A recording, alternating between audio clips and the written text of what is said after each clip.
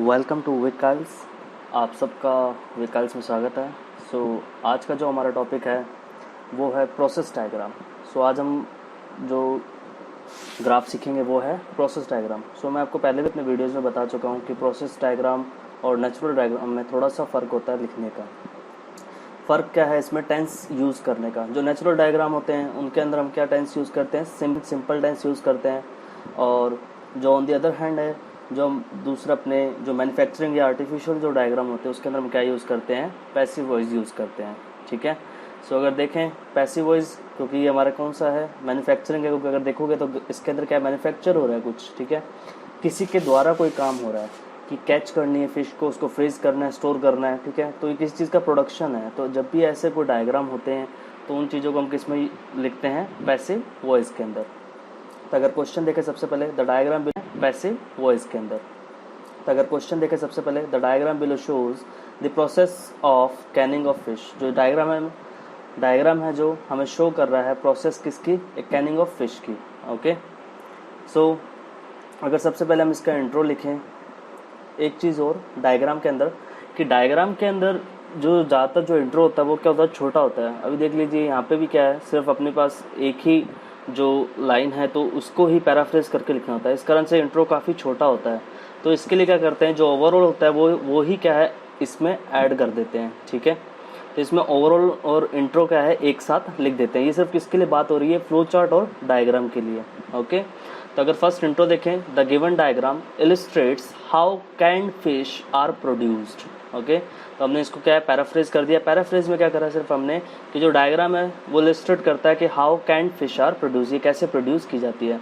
तो एक चीज़ हमेशा ध्यान रखना कि जब भी हमारा जैसे कोई इंट्रो हमें लिखना है तो उसके अंदर क्या है, अगर कोई चीज़ एक्टिव में दे रखी है तो उसको क्या है पैसिव में कन्वर्ट कर दो। अगर पैसिव में दे रखी है तो उसको क्या है एक्टिव में कन्वर्ट कर दो। तो इससे क्या है इजीली हमारा इंट्रो लिखा जाता है। नहीं तो क्या ज़्यादातर बच्चे इसमें कंफ्यूज होते हैं कि सिनोनिम नहीं आ रहे, हमें ये नहीं आ रहा। तो उसके यही सबसे बेस्ट है कि अगर एक्टिव है तो पैसिव और पैसिव है तो उसमें एक्टिव कर दो। ओके, देन अगर ओवरऑल देखें तो ओवरऑल लिखने का डायग्राम और फ्लो चार्ट में सबसे इजी वे है कि इसके अंदर क्या है स्टेजेस कितनी है और कहाँ से शुरू हो रही है और कहाँ पे एंड हो रही है। ठीक है, डायग्राम और फ्लो चार्ट का यही ओवरऑल होता है। तो अगर देखें तो ओवरऑल क्या है? Overall it is clear that there are 15 steps involved in the production of canning of fish which starts from fishing and ends at the supermarket. जिसका तो हमने ओवरऑल क्या लिखा है कि इसके अंदर टोटल कितनी है? 15 स्टेप्स है। ये 15 स्टेप्स है जो कि चालू कहाँ से होते हैं? फिशिंग से चालू होते हैं और एंड कहाँ पे होते हैं? सुपरमार्केट पे। तो ये हमारा क्या होगा? इसका ओवरऑल हो गया। ओके, अगर हम इससे आगे बात करें कि अब पैराग्राफ लिखा जाए, ठीक है, पैराग्राफिंग की जाए, तो पैराग्राफिंग के लिए हम क्या है इसको डिवाइडेशन कर लेंगे। ठीक है, तो आप इसको अपने हिसाब से क्या है डिवाइडेशन कर सकते हैं। तो हम इसको डिवाइडेशन कर लेते हैं कुकिंग तक के, कुकिंग तक का पार्ट एक हो गया और कुकिंग से आगे का फिर क्या है कूलिंग का पार्ट अलग हो जाएगा। ठीक है, तो हम इसको ऐसे डिवाइडेशन करते हैं। अगर इसको स्टार्ट करें लिखना, फर्स्ट पैराग्राफ लिखे तो हमने क्या बोला था कि मैन्युफैक्चरिंग प्रोसेस है और मैन्युफैक्चरिंग प्रोसेस में हम क्या यूज़ करते हैं? Passive voice. तो पैसिव वॉइस क्या है? ऑब्जेक्ट इज आर वर्ब की third form by plus subject. तो पैसिव वॉइस क्यों यूज़ कर रहे हैं? ठीक है, इसके अंदर क्या है मेनली ये काम किसके द्वारा हो रहा है इस चीज़ पे इनका फोकस नहीं होता। मेन जो काम हो रहा है हमें सिर्फ उस चीज़ के बारे में हम क्या करते हैं? डिस्क्राइब करते हैं। ठीक है, अगर देखें it can be seen that firstly, अगर ये देखा जाए तो सबसे पहले the fish R code.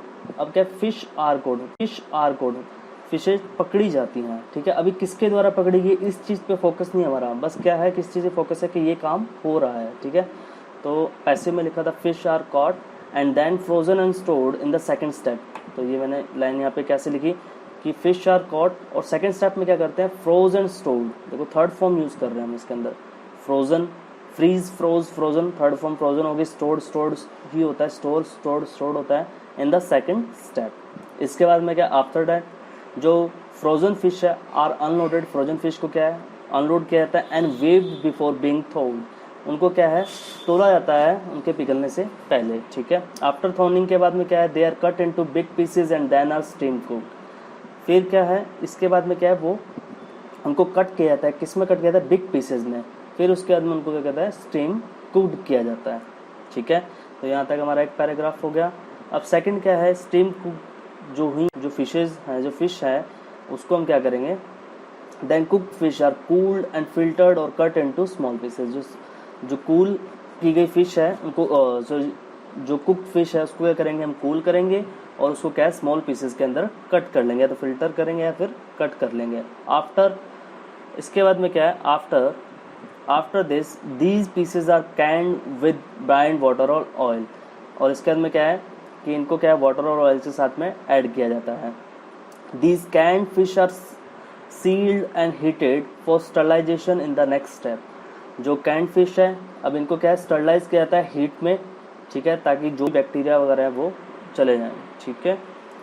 Then in the last 3 step, last के जो 3 स्टेप है उसके अंदर हम क्या करते हैं, द कैंस आर लेबल्ड और स्टैम्प। जो कैंस होते हैं उनको क्या करते हैं, स्टैम्प करते हैं, लेबल करते हैं। And then stamp before storing. Store करने से पहले क्या है, उनको जहाँ पे भी रखते हैं उनको रखने से पहले क्या उनको स्टैम्प करते हैं, लेबल करते हैं। And then dispatch to supermarkets for cell.